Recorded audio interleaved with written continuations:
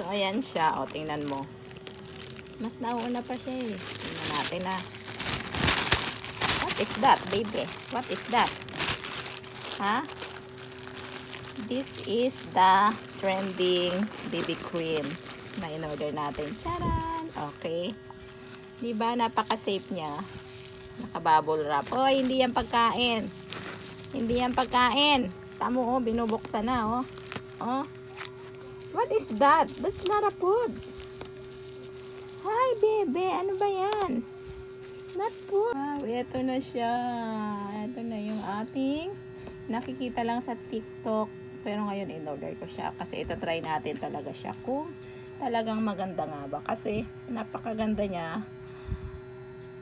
Doon sa commercial, napanood ko yung commercial sa TikTok. Maganda raw yung effects sa skin. So, itatry natin siya, mga Mars.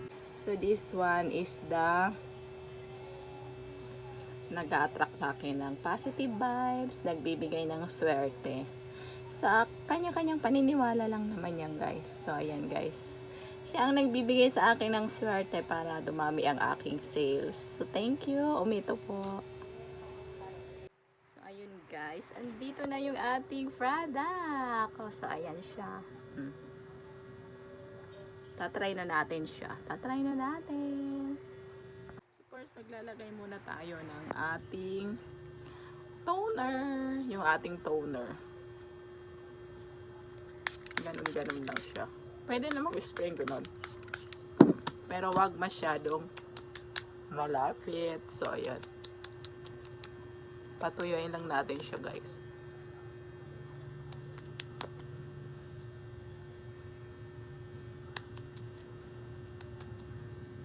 So, ayan. Open na natin siya. Naka-sealed siya talaga. Naka-sealed siya. Pasensya nyo na, guys, yung aking background kasi nag-aayos kami, lilipat kami dun sa kabila. Kaya medyo magulo. Nakatambak dyan yung mga gamit. So, ayan.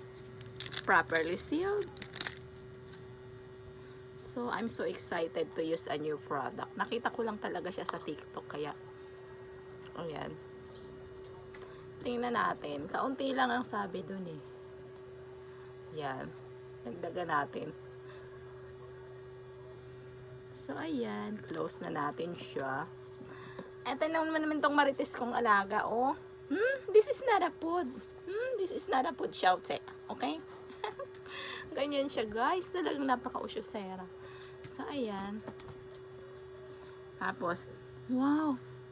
Ang bango niya. Yayamanin ng amoy, guys. Yayamanin ng amoy. So, ayan. Nakakatuwa kasi sa halagang 175 magkakaroon ka na ng BB cream na ganito. O, diba? So, ngayon is i-blend natin siya. Blend natin. Medyo namula yung aking face kasi nag-prick ako kanina. Ayoko kasi yung may nakikitang butlig-butlig. Kaya piniprick ko talaga siya.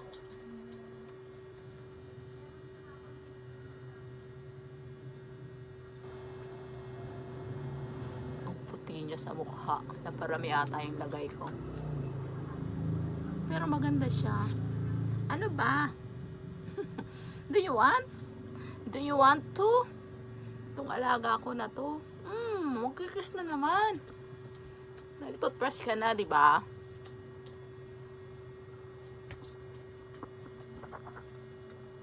Wala kasi yung brush ko eh. Hanapin ko pa kung saan ko nilagay. Naglipat nga kasi kami ng mga gamit. So, ayan, guys. Perfect siya sa aking face. Kahit hindi mo na siya lagyan ng face powder, lipstick ka na lang at kilay. Pak, ganun na talaga siya. O, ayan, diba? So, ayan, guys. Hindi na tayo maglalagay ng ating face powder kasi napakaputi niya na. Diba nakakadagdag glow? Nag-lipstick lang ako sa kakunting kilay. So, okay na yun. Talagang maganda yung product niya. Na-try ko lang yun, guys. Hindi naman ako aalis. So, ang ang masasabi ko lang, maganda yung product, hindi mabigat sa mukha. Kasi mayroong mga BB cream na mabigat sa mukha kapag nilagay nyo. Malagkit. Ito hindi. Napaka ano niya. Napaka gentle niya. Soft. So, ayan na guys yung ating resulta sa paggamit ng ating BB cream. Napakaganda nyo. Napaka smooth niya sa skin.